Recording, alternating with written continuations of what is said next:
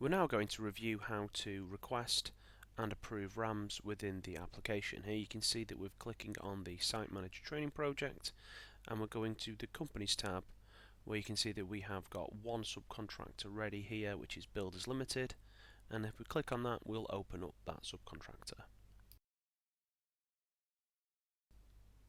We can now see that we have 4 operatives on this page, one of which is a standard operative and 3 of which are managers.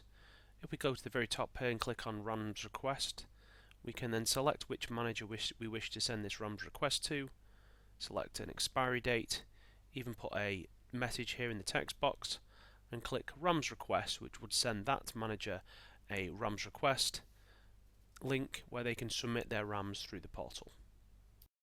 See, the RAMS submission now appears in the Companies tab above the operatives and operative managers.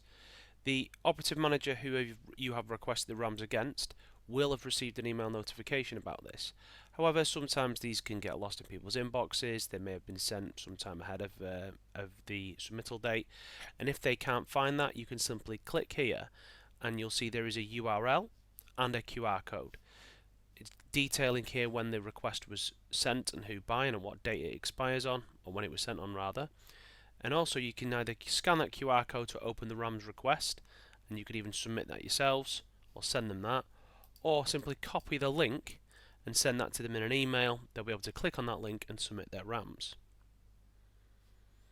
If you find it necessary to submit RAMS on behalf of a subcontractor, you can paste the link that we've previously shown into an incognito browser, and it will need to be an incognito browser as the system would recognize your login credentials otherwise. And you will see this screen, which is what the subcontractor sees, where they can simply click here, browse their drive, select one or multiple files, and then click upload here, and those RAMS will then be submitted for review back to the site manager. Check. Here you can see once the RAM has been submitted, either by yourself or preferably your subcontractor, you will see this RAM submitted icon appears in the company tab. You can click this and you will see then when the RAMs were submitted and who by, and that there is the ability to download this file here, and indeed if there were multiple files attached in the RAMS document, you'd be able to download all those as well and review them. And then below here we have the RAMS review document, where you are required to enter the information that is requested of you and saving each section all the way down to the bottom. Once the RAMS review form has been completed, you'll be taken to this review screen where you will be given a summary of the yeses and nos given. Yeses are illustrated in green obviously, nos in red, and at the very end you have the ability to either approve or reject the RAMS submission. If you reject the RAMS submission, you then re-request RAMS from that subcontractor and you'll have the opportunity to provide comments.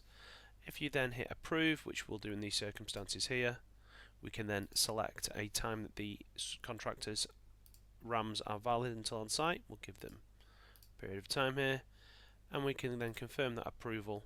They will be notified, and the submitted RAMS will then be integrated into the induction process for the individual operatives as they are onboarded onto the system.